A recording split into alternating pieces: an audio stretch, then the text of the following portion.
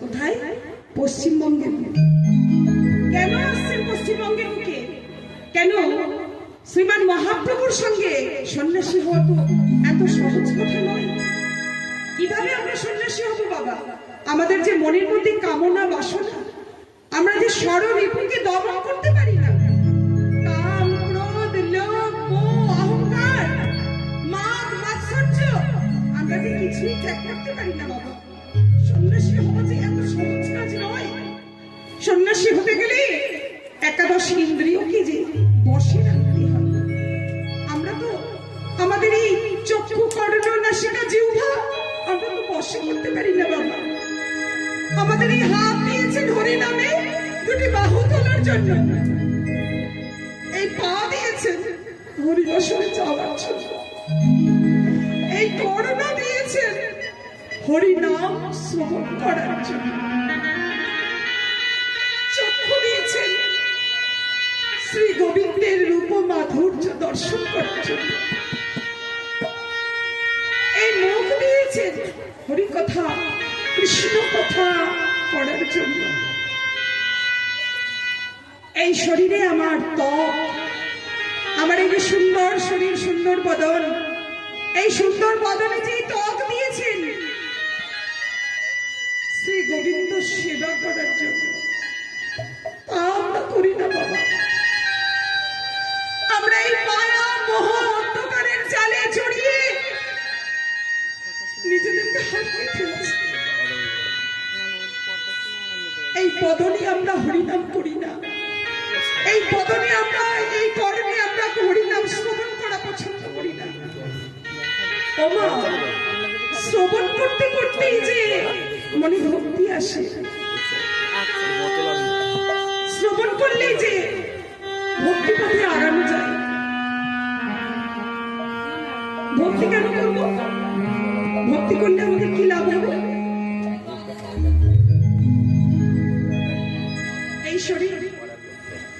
এই শরীর আমরা পেয়েছি না জানি কোথায় কোথায় 84 লক্ষ জানি ভ্রমণ করে,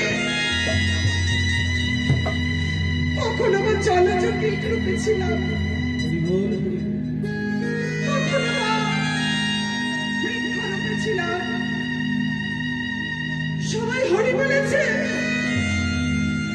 আমি কিন্তু হরি বলতে পারি না। কখনো বা পশু হয়েছিলাম, বাঘ হয়েছি, সিংহ হয়েছি, কুকুর হয়েছি।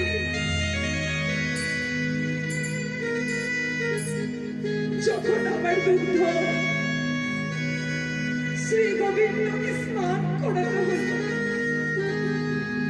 যখন আমার দুগ্ধ দিয়ে শ্রী গোবিন্দের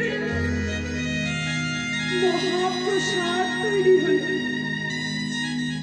তখন আমার এই পশু জন্ম হলে সফল। আমি কতবার গাছ হয়েছি, আম গাছ, জাম গাছ, নিম গাছ, কিন্তু যখন আমি তুলসী বৃক্ষ হলাম, কত বৈষ্ণবের গলায় গিয়ে আমি শোভা পেলাম। আমার পত্র শ্রী গোবিন্দের প্রসাদ তৈরিতে কাজে লাগলো। কখনো বা জলজ কীট হয়েছি, কত জায়গায় না ভ্রমণ করেছি কীট রূপে। যখন শালগ্রাম শিলা হয়ে আমি নারায়ণের চরণে গিয়ে বসিলাম, তখন আমার জীবন সফল হল। কত পতঙ্গ হয়েছি আমি মা, কতবার। যখন আমি মৌমাছি হয়ে মধু তৈরি করলাম, সেই মধু দিয়ে আমার শ্রী গোবিন্দকে স্নান করানো হলো, তখন আমি পেলাম মনুষ্য জন্ম। এই মানব জন্ম পেয়ে মা কখনো হয়েছে ঘোড়া। সবাই গেছে হরিবাসনে, কিন্তু আমি যেতে পারি না। কখনো বা আমি হয়েছি অন্ধ, সকলে শ্রী গোবিন্দের শ্রীমুখ দর্শন করেছে, কিন্তু আমার দর্শন হয় না।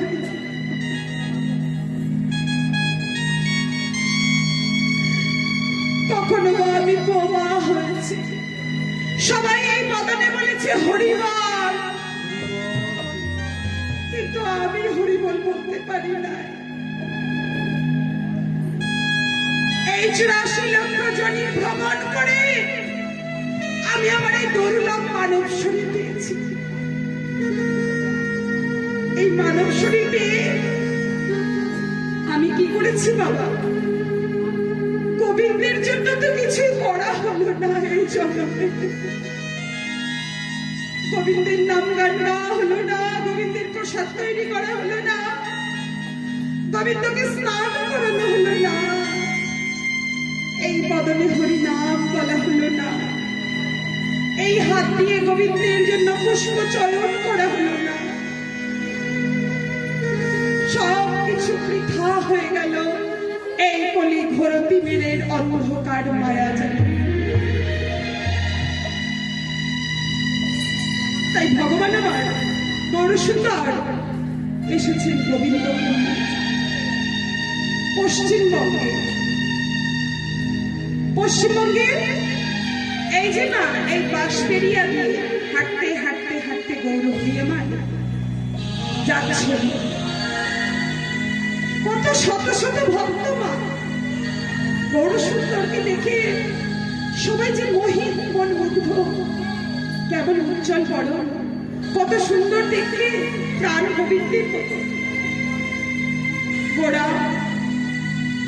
গোবিন্দের গো আর রাধারানীর রা দুয়ে মিলে হলো গোড়া। গৌর সুন্দর আমার এই বাঁশবেড়িয়া দিয়ে, এই গঙ্গার উত্তর তীর দিয়ে হাঁটতে হাঁটতে হাঁটতে হাঁটতে ভক্তজনকে নিয়ে যাচ্ছে। ঘটনাটি হচ্ছে বাবা 539 বছর আগেকার ঘটনা। পথ চলিতে আর বলিতে, পথ চলিতে আর বলিতে, আর বলিতে